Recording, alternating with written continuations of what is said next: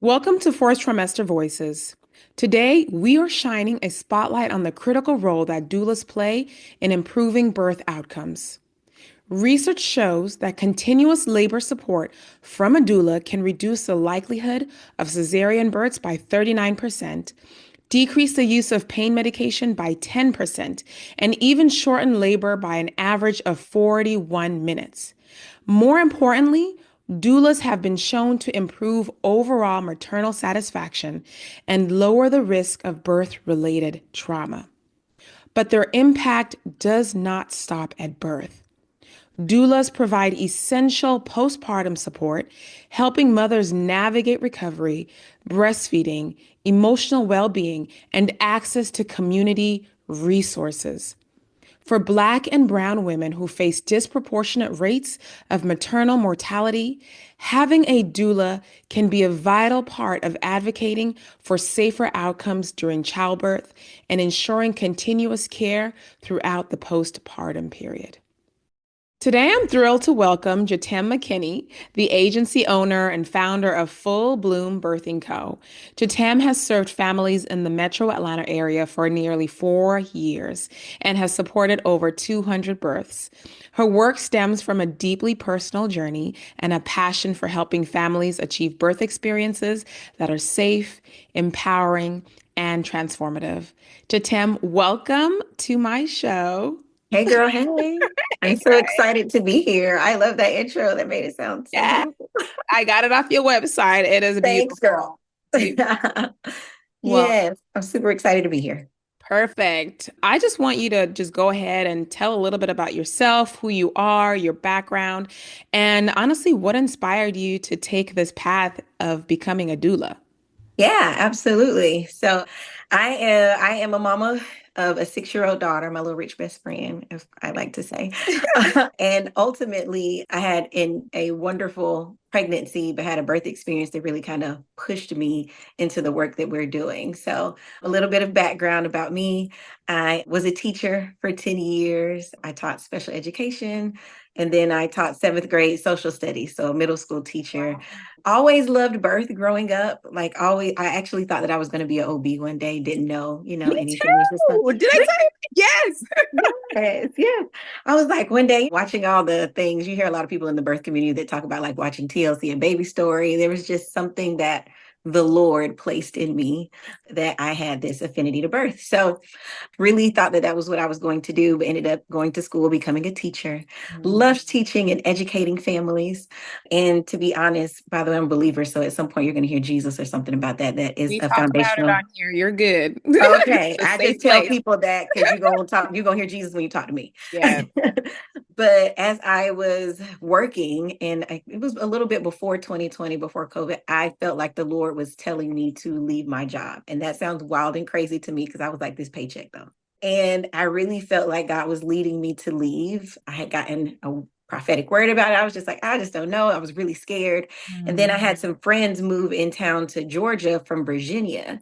She had a cesarean her first birth and wanted to have a VBAC, a vaginal birth after cesarean.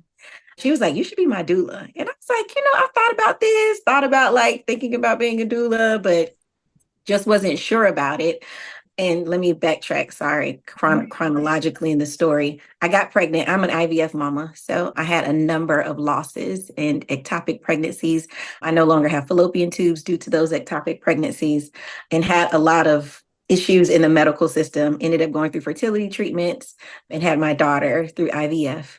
And my pregnancy was great. I loved being pregnant. It was wonderful, but I had an incredibly traumatic birth experience.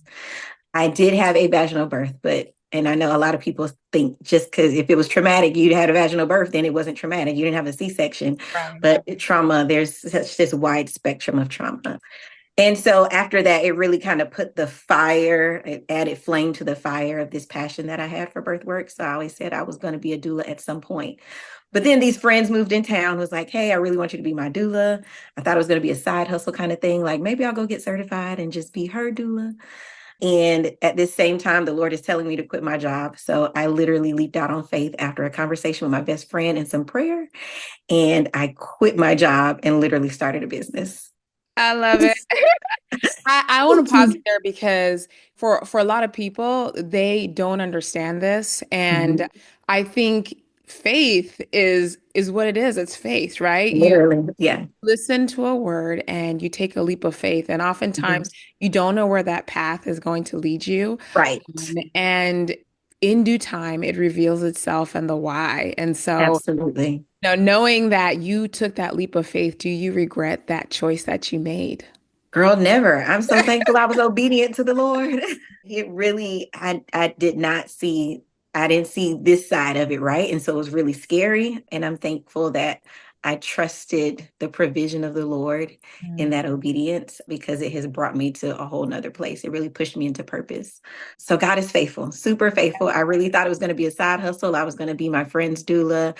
And a little sweet sign from the Lord, the day that I launched my website and I became like, no, was the day she went into labor. So I Wow. feel like there were two births on the same day. Her baby was born that day. My business was born that day. And ever since then, God has just continued to send the increase. So I thought it was going to be a side hustle. It became a business and a profitable business. And now I have an agency and I train doulas and I teach childbirth education. So that teacher in me is still there. I just teach childbirth now and empower families. But yeah, that's a little bit of my story and how I got here and am doing the work. So super passionate about it. Love. I consider myself kingdom doula. I believe that there's so much fear in this space. I believe it's really just this principality in the birth realm of fear. And I am big on trying to reclaim birth back to the kingdom of God. God created birth. And I don't believe he created it in a space where we are supposed to be scared. He created our bodies to be able to do this. So just taking away fear and empowering families is my goal I in the love, work that I do. So love, yeah. so beautiful. Thank you for sharing Thanks. makes me learn so much about you and your Mhm. passion. And listening to your story, I can just see how calming of a presence you would be in the room. And Thanks. one of the questions I want to have is like, how do you use your life experiences in supporting your mothers? How do you bring in part of your life when you are rendering that support to mom during her pregnancy or in the birth room? Tell me a little bit about that. Yeah, yeah. So, of course, your life experiences kind of shape who you are. I also never want to like come from a place, everybody's experience is different, right? But also being a mom and having gone through pregnancy and labor and birth and postpartum, you know a lot of things that you needed as a person, right? For instance, when I am real big on supporting and serving. I love, like, I believe this is ministry, by the way. So this is more than just a job to me. This is ministry. I serve families and I want to serve the whole mom. When I'm talking to a mom, I'm like, pregnancy is physically happening to your body, but it's so much more than that, right? And so I want to support you physically. That's going to happen for labor and birth. But while we're on this journey together, like I'm supporting you mentally and emotionally. And I have moms that call me and are like having a hard time. And if we have the same belief system, we're on the phone and I'm praying. I'm praying for them, in front of them, but not in front of them, right? I have like on my wall, I have my family's names and I lay hands there and I pray and believe God for the birth outcomes that we're believing for, as well as informational support. I remember just not knowing anything. And unfortunately, especially in our community, a lot of we don't even have the ability to make informed decisions because we're not always with the provider that gives us all the information, right? So we just don't know what we don't know. And that's no shame to us. We just don't know. And so one of the big ways that I feel that also came from my experience, there were some things I just didn't know, right? And I am very big on educating families and making sure that they have all of the information. It's not any bias for me. I just want you to have all the information and you get to choose, right? There Yeah. is no manipulation in that space. And I think that that's so empowering. Like, hey, I'm going to make the best decision that I feel for my family based off the information that been given. So that whole spectrum support, right? Not just physical, but emotional, mental, spiritually, as well as informationally is important to make sure that people feel good in that support as I walk with them. So I hope that answered the question. Oh, absolutely. It did. It Yeah. did. And going back to the part about education, one thing that I realize as I'm talking to some of my moms is like Mhm. they are really not even sure about the role of a doula. Like, what is a doula, right? And so I kind of want to take it back and say, Yeah. just describe like what is a doula? How is it different from a midwife? How is it different from an OB or Right. another birth professional. Just Yeah. walk me through that difference. Because I think for a lot of moms, it's a buzzword, right? Because everyone's Hmm. like, get a doula, get a doula. But I don't Right. think people fully understand how you differ from other birth professionals. Right. Exactly. That is what I get a lot. Everybody, especially dads, they're like, you a midwife, right? I'm like, not quite. Not at all, actually, not a midwife. And so a lot of times I like to make it easier for people to understand, like your coach, or to walk with you through pregnancy and birth and even postpartum, because there is an aspect of postpartum that doulas support as well, more short term than long term, but definitely. So a midwife takes care, or an OB is responsible for all of the medical care, Mm, right? All of the medical care of mom and baby. I am not a medical professional at all. I mm, did not go to medical school. So I am not taking blood pressures and listening to fetal heart tones and all right. the things that happen at a doctor's appointment. That would be your medical care provider. Mm, So I come in and kind of fill in the gaps, right, on the other for everything outside of medical care. And mhm, so I am informational support, right? I am physical support for labor. And like I said earlier, that emotional and mental support, and really kind of like a coach. A mhm, lot of the conversations that I wish that if our maternal care system was structured differently, that your doctor would have time to right. go through and talk about, right? I have a lot of families that can call me and say, hey, I'm feeling this, or the doctor mentioned this. What do you think? Hey, I can be a sounding board and we can talk Mm, about the things. And what does the evidence say? What's the best option for you, right? And also, I'm also pretty holistic in nature. yeah. And so, hey, I'm a lot of times I'm like, hey, I want to make sure that you're stretching and doing all of these things, just kind of that extra care that comes alongside you. I tell families I'm kind of going to be like the family's new friend. I'm going to hold you all's hand as you journey through the rest of pregnancy and birth and then postpartum. So I'm just a part of, and really we all work together as a team. That's what it should look like, right? It should look like this collaborative care that you have from your midwife and your doula and whatever other birth professionals that you have on your team in preparation for birth. We all kind of work together, and that is the ideal situation, right? But yeah, no medical care for me, but all the supplemental care that you need and deserve. I believe Yes. moms and families deserve this throughout pregnancy and birth and postpartum. So Makes yeah. makes sense. What are some concerns that a lot of moms come to you with throughout their pregnancy journey or childbirth? What is a reoccurring theme that you see with a lot of your clients? Yeah. So I have either every time I have a consultation, and it sucks, I hate that this is the thing. But Mm, oftentimes I have a mom who it's not her first baby, but her first baby, she had an incredibly traumatic birth and she wants a doula because she does not want to endure trauma again. Or I have a mom who is her first time and she's like, I just don't want to die because I keep hearing about women on TV who are dying that look like me in childbirth. And can you please just come and make sure that I leave the hospital with my baby? mm, Like I hear that all the time. And the fact that people that look like us, we are walking into this space that should be one of the most joyous times of our lives, so significant. And we walk that journey for 10 months in fear, fearing for our lives. And that's literally what moms are afraid of. They are scared. They are so fearful. And so, unfortunately, that has been the thing. And that is often, and that's what we see. We know the statistics. We hear Black women, brown and Black women are 4 times more likely to die in childbirth. We live in Georgia, which is number 49 out of 50 I know. states for the worst maternal care system. Some of our statistics are higher than the national average. And so it's scary. And so, oftentimes, unfortunately, the theme has been fear and wanting to make sure that their lives and the lives of their babies are protected and that they have an advocate in the room to make sure that nothing happens. So, Absolutely. And mm, honestly, this is for me, even as a healthcare professional, but being a Black woman, until I went through my birth trauma, right? I mhm, honestly didn't see, I thought that I could advocate for myself, right? mhm, And so I found myself with birth trauma in the room, and I had to get a friend who mhm, was not even a doula to come and yeah, advocate for me. And just thinking about my closest friends and having to advocate for them, and they are mhm, Black women. And so it mhm, is now the issue of getting that support is It's so pressing, right? Just Mhm. however many years ago, women were not dying to the same number that we're dying. Right. And so how can we have so much more technology and so much more research, yet we're dying in higher numbers. And so Mhm. it's really unfortunate. And we have to appreciate the role that the birth community is playing and doulas, Yeah, especially in serving Black and marginalized communities, because you absolutely. all are changing the narrative.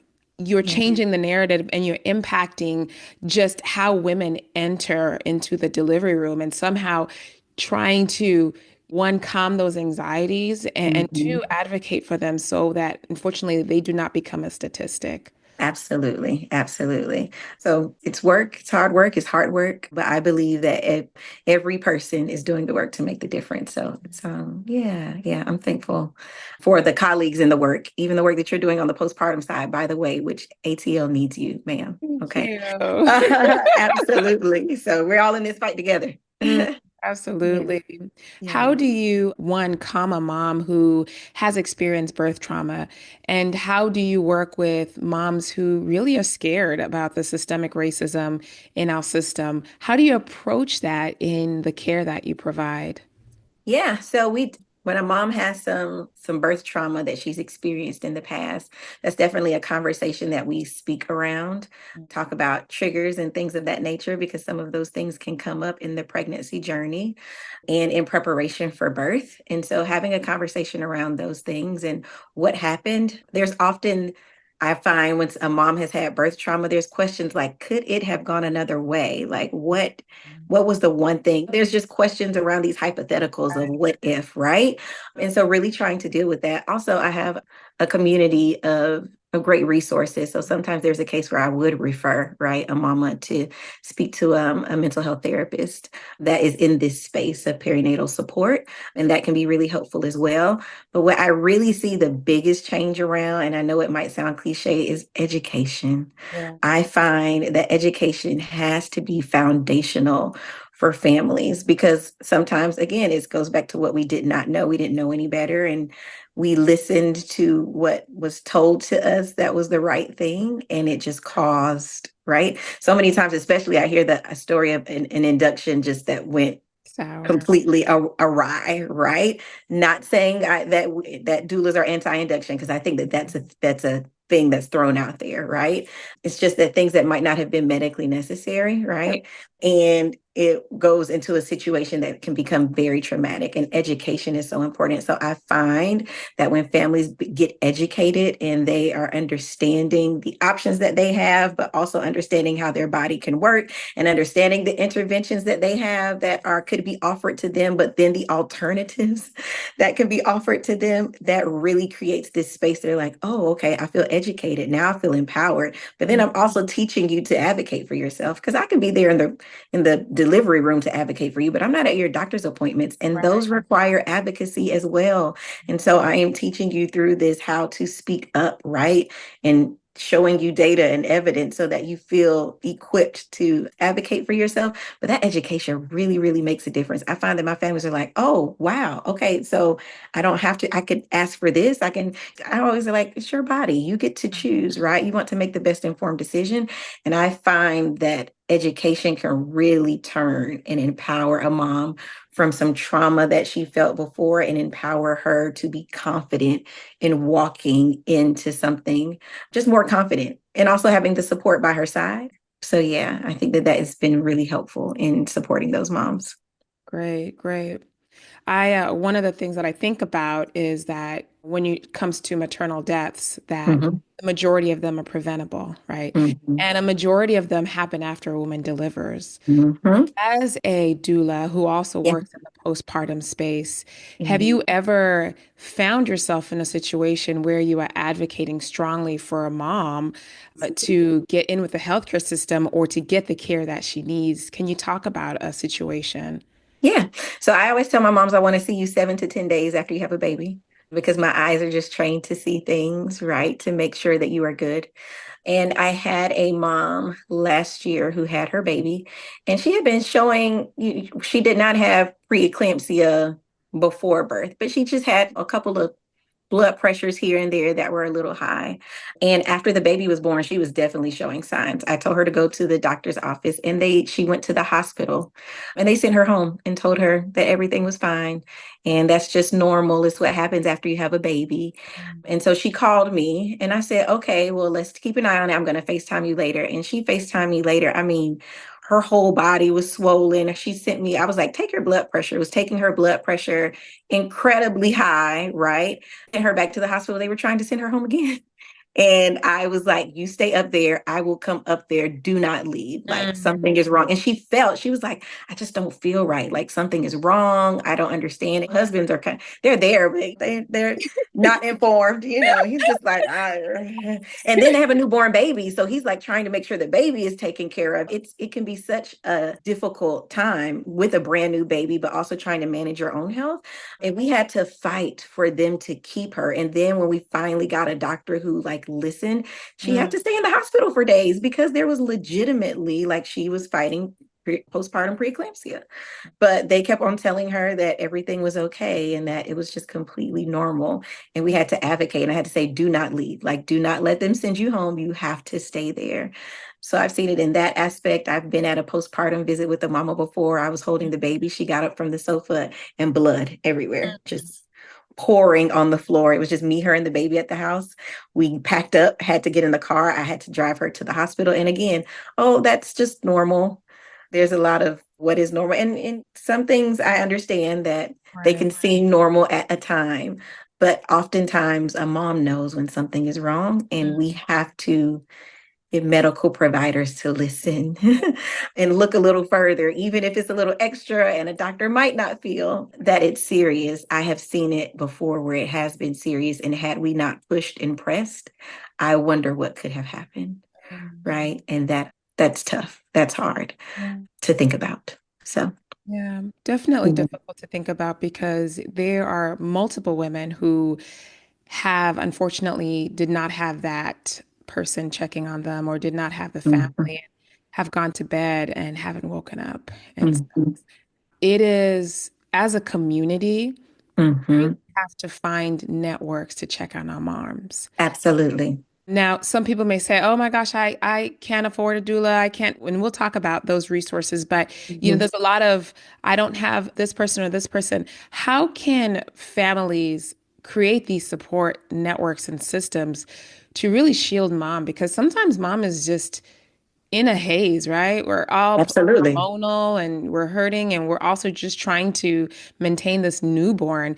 But it is Mhm. so crucial It is. your body scan is so crucial to advocate for yourself. How can Mhm. our families support this individual? Yeah, well, I think it's also first families knowing the signs to look for too, right? Because I have some families that's like, yeah, my mom saw me, but we didn't think anything was wrong. So I think it is also educating family members. I do my best to make sure that moms and dads know, and if grandma is going to be in town, because sometimes I meet grandma in the delivery room at the hospital. Hey, once you get home, these are the signs to look for. They also, because mom, you're right, is in a haze and she'll forget, right? And be like, Right. yeah, I was bleeding too much, or Right. I had a I mom had a call me last. headache and I'm Right. tired. I haven't slept. Exactly. It's just the exhaustion. I'm like, Mhm. no, you shouldn't be feeling a pad that Right. in an hour. Like, no, that should not be it. You should not be bleeding that much. You should not have a headache that will not go away and you're swollen all of like these are signs to look. You should not be having pain and swelling in your leg. Signs for blood clots. Like I am making Mm. sure. So I think that the first part is families have to know what to look for in order to create that space where they are checking in. And I'll say this, we also live in this society where, and I talk to my families about this, where I want to do everything on my own, right? Because we live in this I society hate where that. I don't need help. I don't really want anybody to come and visit us for the first like month.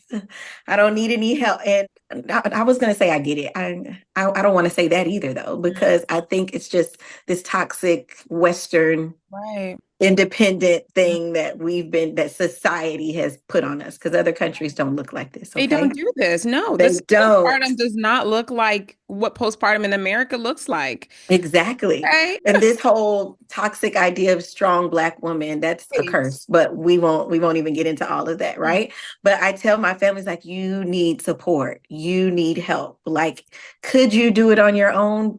Yeah, I guess. But should you? No. Like, that's not I don't believe that God intended that in this space. So, and so I tell people, like, you need your family, like, you need your support. Even if you don't want mama to stay for 2 weeks, that's totally fine. Create Right. whatever boundary you got to create, but you need support. You need people to come in to see. So I think educating the family members on what signs to look for, educating and encouraging families to receive the Mhm. help and not just try to do things on their own. And really, I'm always telling people, like, check on your postpartum friends. Like, even check on them. What does it look like? Even if it's just those FaceTimes, even if you don't want people to come over, like, let somebody like FaceTime you and make sure that you're okay. Like, please be okay with receiving help. And I would love for our communities and society to really rally around this space. It also takes the family to receive those. So I feel like it kind of has to go hand in hand, because we can talk about how we can communities to rally around, but we also have to have families that are willing to receive the help. So yeah. Yeah, I love that. No, the education is crucial. Educating the family, Mhm. educating the mom. We have so much work to do. We just have so much undoing to do as well, which is sometimes a lot more work than the education piece. Mhm, mhm. What changes do you see in maternal health care in the next 5, 10 years? I know Yeah. it's hard to speak about it right now with our political climate, I but know you it's a little crazy out here. 0 stars. girl. Oh my gosh. I just like what is in our view? What is in front of us? What can Yeah. moms expect and what are your wishes Yeah. future? Yeah. So even in the last, well, I've been a doula for 4 years, I have seen so it's those little changes that you see like on the horizon, right?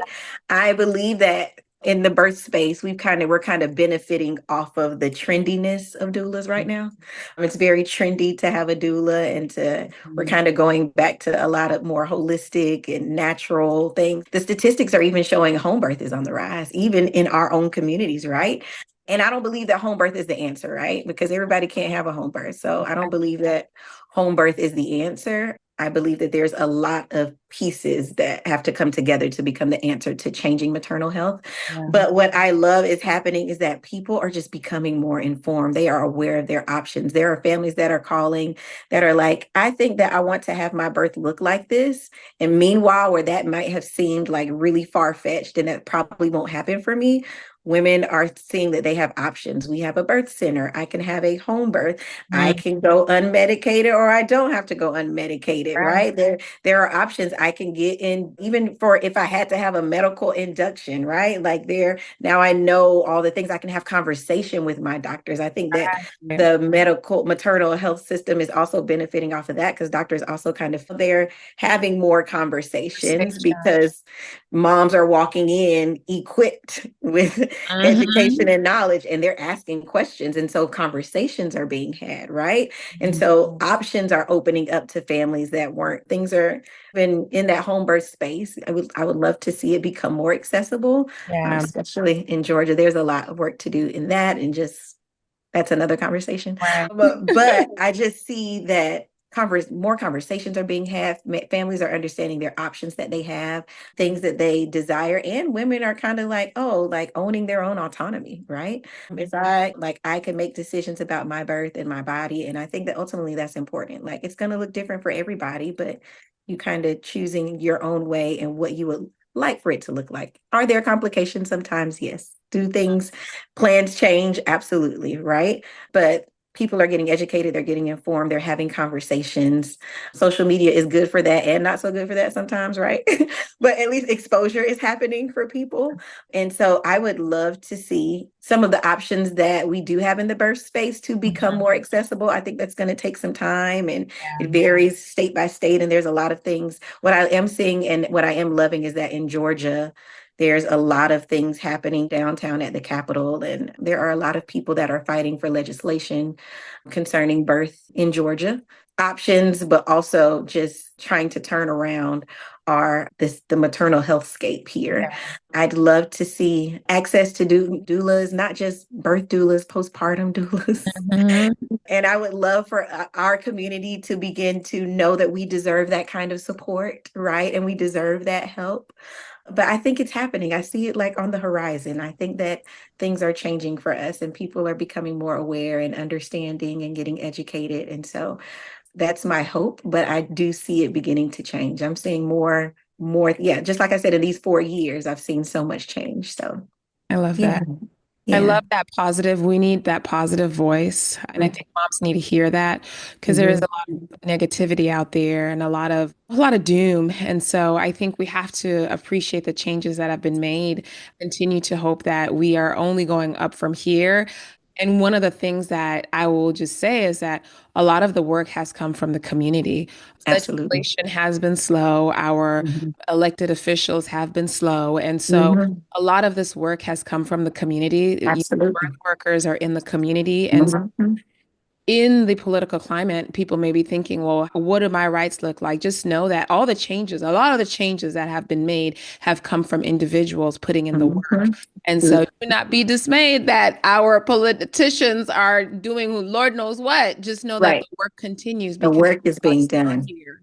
Exactly, exactly. It's literally like this grassroots effort. Hmm. It is literally all of us in the trenches, in Yes. the community, impacting the community. That's where it has to start and begin.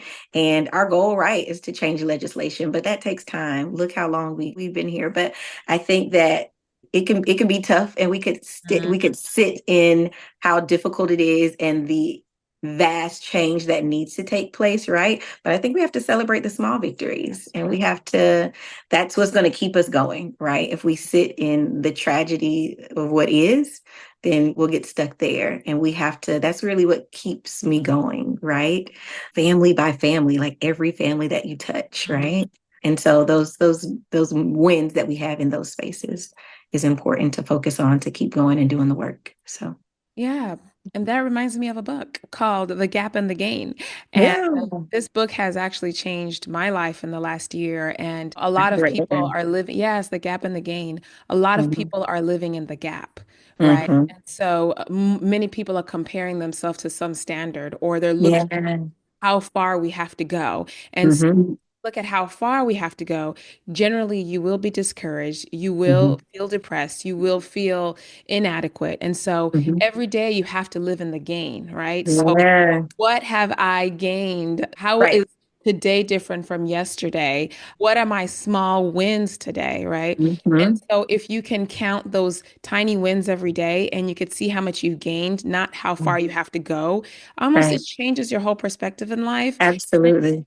More positive because imagine looking at every day how far you have to go, you're gonna Right. be depressed. Absolutely. Absolutely. And that takes intention. It takes being Mhm. intentional Absolutely. to really change your perspective and change the way that you're viewing something. But yeah, absolutely. I feel like even in birth work, I have to be intentional. Sometimes you can leave a really hard birth and really Right. kind of sit in that. And you have to be intentional to change your perspective. So yeah, yeah. I love it. I'm going to have to find that book now. It's great. I love it. And it does tell you to intentionally write down your wins. Yes. Okay. Awesome. I'm Mhm. going to have to, It's very good. I Okay. love it. Well, this has been such a lovely talk. There's so Yeah. much we could have chatted about for I know. hours, but I do want to ask you a few things to leave our Yeah. guests with. And Yeah. number one, how can they find access to you? How can our guests find resources to access doulas if they have any financial barriers? And where can they get your services? Yeah. So you can find me all over all social media platforms at Full Bloom Birthing, little at sign, Full Bloom Birthing. My website with a list of my services for myself as well as my agency team members is fullbloombirthing.com. I was previously working with the state with Healthy Mothers, Healthy Babies to help provide the one great thing is that there's lots of grants that the state has been getting to help provide support. But my agency, actually, this year, we are going going to launch a scholarship fund. Yeah, I'm super excited about it. And so I will be sharing that soon across all platforms, but launching a scholarship fund for the community, for Brown and Black women who desire access to doula support but have financial barriers. And so we're going to be awarding partial scholarships, full scholarships for those families.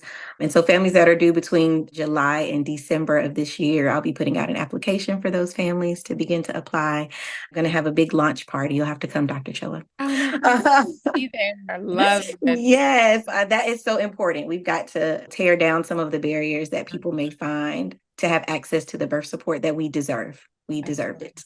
And so, again, these grassroots efforts, I would love to see you do what you have to do on these ends. So, that is my heart. It's absolutely my heart to get out here in the community and do the best that I can to just help bring change. So, yeah, I'll have the application out soon on my website, but otherwise, all Full Bloom Birthing at Full Bloom Birthing and fullbloombirthing.com is where I can be found. Lovely. Well, Yeah. Tim, it has been an amazing episode. And Yes. know that every woman that you touch is going to receive something special from you. And so, listeners, if you happen to be in the Atlanta, Georgia area, please call Jet'aime up. You will not be disappointed. Thank you Thanks, for coming. Thank you so much. It was great. Are you navigating pregnancy and postpartum alone? Are you feeling overwhelmed by the lack of support? You're not alone, and you don't have to do this alone. With EM Care to You, I offer personalized in home and telemedicine support designed to guide moms through the challenges of the postpartum period. Whether you need total on call services or periodic check ins in the home, I help women recognize warning signs and I support you as your advocate, and I am here for you the entire step of the way. I want to create a postpartum plan that's all about you, your health, and your recovery. Follow me on Instagram at Dr. Choa for tips, resources, and there you'll find a way to book me. All right? DM me or email me if you have any other questions. Other than that, I'm on all social media platforms under Dr. Choa, DrChowa. Let's build a village of support. Let's give you the hope that you need to get through this period of time. Take care.